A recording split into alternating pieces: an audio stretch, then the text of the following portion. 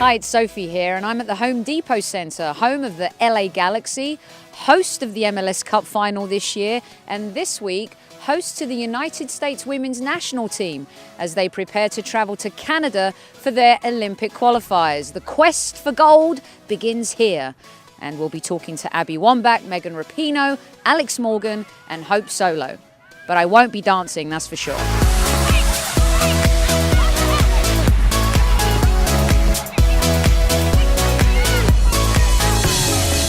So you went from Dancing with the Stars, World Cup, to Dancing with the Stars, and now Olympic qualifiers. You work really, really hard, probably one of the hardest working women in sports. Who inspired you to be so hardworking and to push yourself to the limits that you do? Yeah, I don't think it was one person. I'm a huge believer in trials and tribulations of your own personal life, and everybody who knows me knows that life hasn't always been easy. So I've had to learn to welcome those challenges, because on the flip side of them, once you get through them, you become better off in the end and you become a stronger person for it. So every challenge I've had in life, I've pushed straight on through, and it's made me a competitor.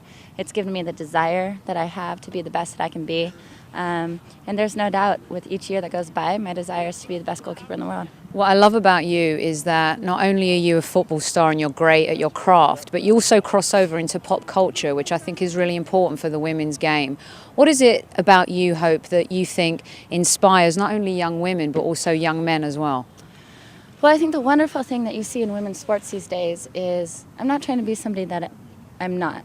I have crossed over into pop culture a little bit, but I've remained true to myself, and I think that hasn't always been the case. I think, the more attention you bring to the game, men want to see women in shorter shirts and, shorter shorts and things like that, but that's not the way it is. We are true athletes. We play with heart, with the grit, the same manner in which the men play, and I think I've had success because I've been able to stay true to everything that I believe in and the person that I am, and I've gained success from that. So it wasn't always easy to do. On Dancing with the Stars, I remained, I hate the word outspoken. I don't believe I'm outspoken. I think I have an opinion, and I like to stay true to myself by believing in what I believe in. So it doesn't always work for you, but for me, I find success in it. It must have been hard, must have been harder dancing with Maxim than it was saving penalties in the World Cup, wasn't it? He seems like a pretty rough character. And I think that's why it didn't show too well on television, because you had two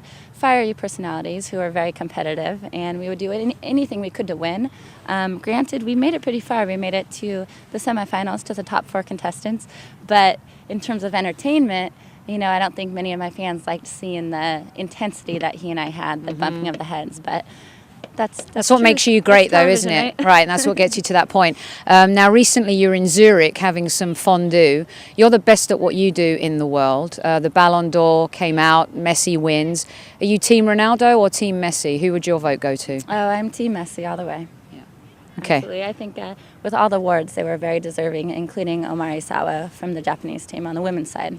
So very deserving. What can you tell our listeners about what you're about to do next? They always love to know, they see you training, they see you on the pitch, they see you working hard.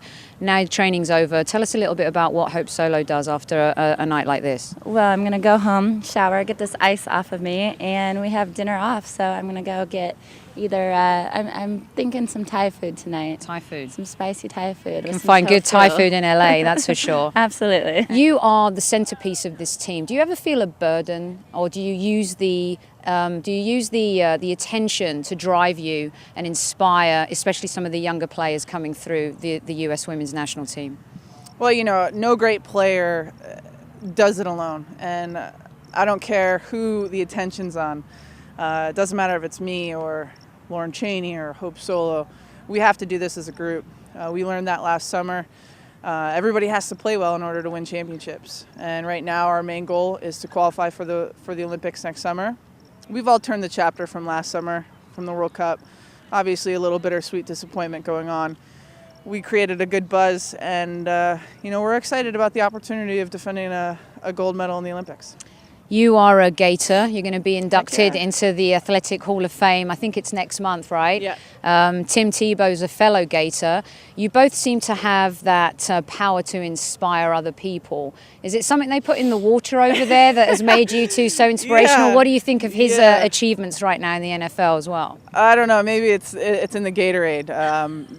I think that Tim is doing so well, and I think that we were groomed from the time that we stepped on campus there, and they really make you and give you every opportunity to be the best professional athlete. They treat you like a professional athlete while you're in college, and you learn if you're going to be able to make it very early on there. And Tim is a special person, and I think that, obviously I have some special qualities about me, but at the end of the day, whether you're from University of Florida or you're from all the other inspiring colleges that these women are from, we want to bring all of those pluses together and make a run for an Olympic gold medal.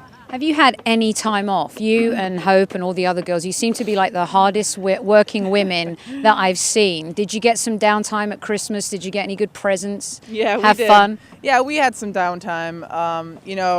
The thing about what we do is that there are some years where there's more downtime than others, but there's nothing more exciting than training for a world championship. We don't get the opportunity very often. I broke my leg before the last Olympics, so this is going to have a definite, more emotional, exciting feel the run up to it.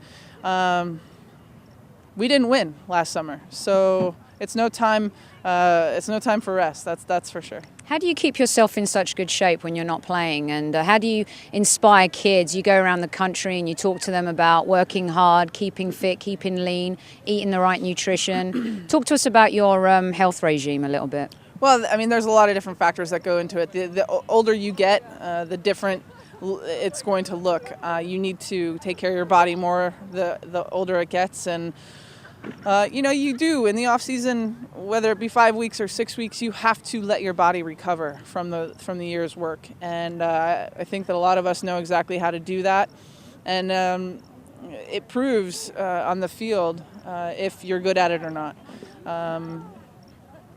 It's not easy staying healthy. It's not easy knowing exactly what to do, but that's what makes the professionals on this team so stoic and right to be here. Tell us a little bit about what it means for you to be involved in the United States women's national team.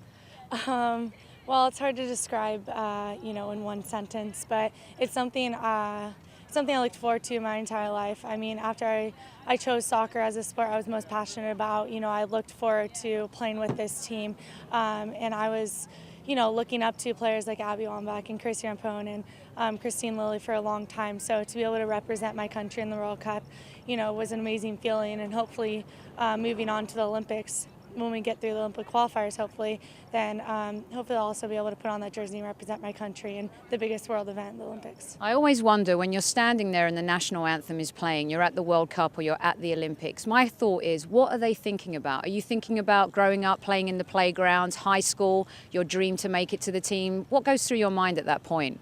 During the World Cup, when I'm really just thinking about all the fans that came out, all the fans that are watching on the TV, everyone who's, watching us and supporting us and watching us represent our country so well.